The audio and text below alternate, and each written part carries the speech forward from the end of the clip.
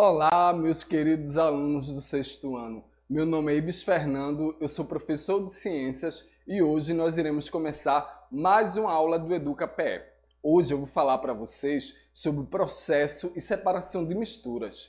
Só que nesse processo e separação de misturas, eu irei falar sobre o tratamento de água. Mas antes, eu gostaria que vocês observassem essa plaquinha daqui.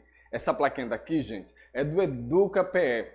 É para você ver que nossas aulas elas estão passando ali no YouTube, para você dar aquele velho like e compartilhar também no Facebook. Bora começar a nossa aula, que está bem interessante hoje, sobre o tratamento de água, porque se eu falo sobre tratamento de água, eu estou falando também sobre o processo e separação de misturas. Quando eu falo de tratamento de água, a gente vai falar sobre saneamento ambiental.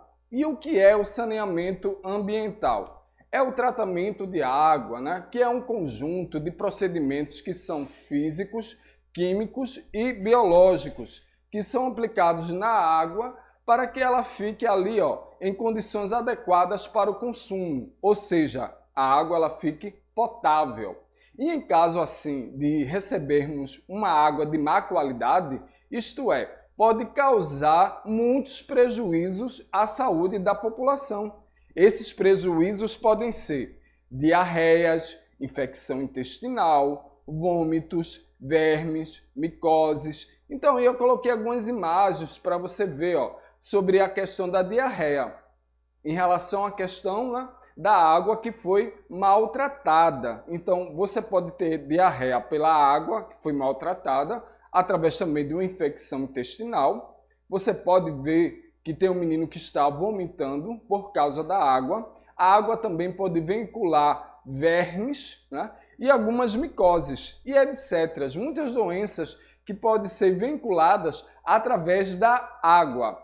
Outra coisa também quando se fala sobre a água, né? Sobre o saneamento ambiental. A água, gente, ela vai ser ali, captada dos mananciais, que a gente vai chamar de barragem, e que pode conter micro-organismos. Esses micro-organismos, eles são transmissores de muitas doenças, e algumas que são bastante graves. Então, por isso, deve ser o quê? Tratada antes de ser consumida. Isso mesmo. A água tem que ser tratada antes de ser consumida. Então, ela pode ser captada de rios, represas ou lagos, por meio ali de bombeamento passando pelas adutoras.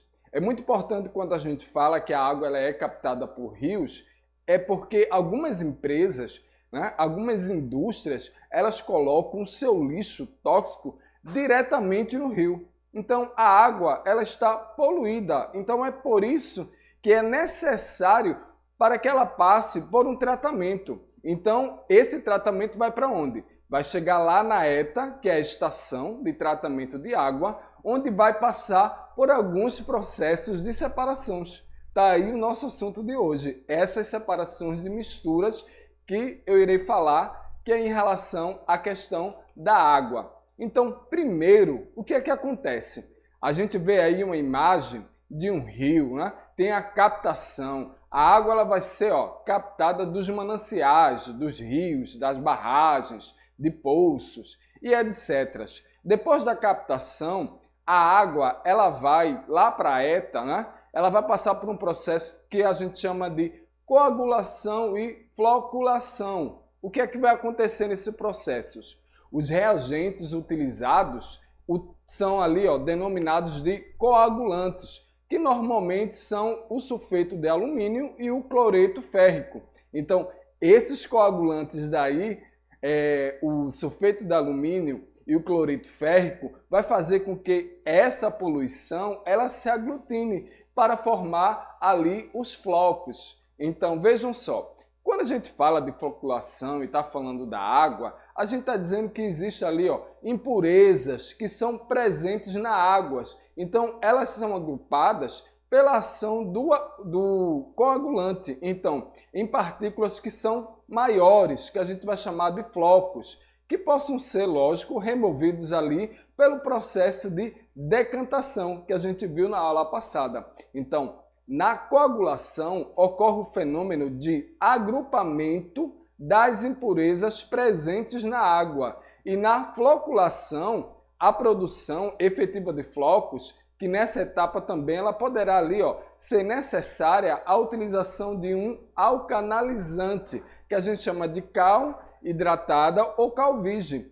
E o que é que vai acontecer? Vai fazer necessária ali uma correção do pH da água para uma atuação mais efetiva ali do coagulante. Vocês que têm piscinas em casa, né? Você já viu o pai de vocês colocar ali o sulfeto, né?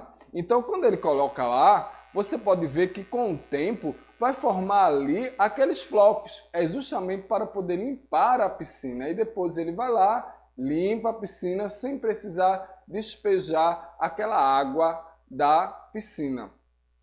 Então, aí na foto, né, vocês podem ver que existe a floculação. Então a gente vê aí que as impurezas elas foram agrupadas e a água ela vai passar por um processo que a gente chama de decantação. O que é que vai acontecer? O que tem maior densidade, né, ela vai separar, e o que tem menor densidade vai ficar em cima. Então os flocos ele tem ali uma menor densidade. Então é por isso que nesse processo aí de decantação existe essa separação desses flocos. Bom, a gente tem também o que a gente chama aí, no processo de decantação e de sedimentação, né? Que ele vai ser o processo de sedimentação das partículas mais pesadas que são formadas anteriormente. Então, na telinha, você observa aí que são formados os blocos, né? Que a gente chama os flocos, vai passar por uma zona de turbilhonamento, né? Vai acontecer aqui a zona de decantação, a zona de repouso e a zona de acreção. E ela vai sair ali, por um filtro. E aí a gente vai para o processo que a gente chama de filtração. A água ela é decantada e ela vai ser encaminhada às unidades filtrantes, onde vai ser efetuado o processo de filtração, que retira o que ainda há ali, de impurezas na água, por meio ali de tanques com uma camada de pedregulho, uma areia e a outra de carvão. Então, a areia, como vocês estão vendo aí na imagem, ela é um conjunto de partículas de rochas degradadas por um material de origem, né, mineral, finamente, né, que dividido ali em grânulos ou granito, ela vai ser composta basicamente de dióxido de silício, quando se fala ali da areia. Mas bora falar agora sobre o carvão mineral. Tudo isso daí vai estar lá na parte da filtração. Então, o carvão mineral ele vai ser uma forma de carbono puro de grande porosidade e vai apresentar, na realidade, notáveis propriedades que são atribuídas à sua área superficial. Então, entre elas, vai estar a remoção das impurezas que são dissolvidas em solução. Mas a gente tem também o Naturox, né? Que é um meio filtrante, catalítico, que tecnicamente ele vai ser desenvolvido para a remoção de ferro, de magnésio, de arsênio, de alumínio e de sulfeto de hidrogênio da água. Ou seja, todas essas substâncias elas estão na água. Então é por isso que é necessário passar por esse processo de filtração. Então, o produto que ele é usado basicamente na filtração da água potável e também da água industrial e da água que é mineral. Bom, depois que se passa esse processo, né, que a gente tem esse processo antes e depois, a gente tem ali a cloração. A cloração ela vai consistir na adição de cloro, que é um produto que ele é usado para destruição de micro-organismos que estão presentes na água. Ou seja, é um dispositivo de tratamento de água que clora a água automaticamente em torneiras públicas. Outro processo, a gente vai falar sobre fluoretação. A fluoretação é uma etapa adicional. O produto ele é aplicado e tem a função de colaborar para a redução da incidência de cárie dentária. O flúor é um elemento químico da família dos halogênios e é um mineral que é encontrado facilmente na natureza, por toda a crosta terrestre. O material ele pode ser sintetizado em laboratórios e ser adicionado a uma série de produtos, como os cremes dentais e a água fornecidas pelas companhias de saneamento público. Então, a água limpa, né, para a gente conseguir essa água limpa, ainda é um grande problema em comunidades pobres de muitos países, onde a contaminação por bactérias ela pode ali levar a taxas de doenças que causam diarreias, como cólera, febre tifoide. Então, estima-se que ao redor do mundo, 1 bilhão de pessoas que recebem água encanada estejam ali recebendo fora dos padrões internacional de segurança. Então, a gente tem aí uma imagem que é bem legal, né? Que é em relação à questão da estação de tratamento de água, onde a gente tem a água bruta sedimentada, a formação de remoção de flocos, que é composto ali de insolúveis e micro-organismos, né? A remoção de todos os elementos de partículas orgânicos e inorgânicas remanescentes. Depois a gente vem para a morte de micro-organismos remanescentes, inibição dos crescimentos dos novos inóculos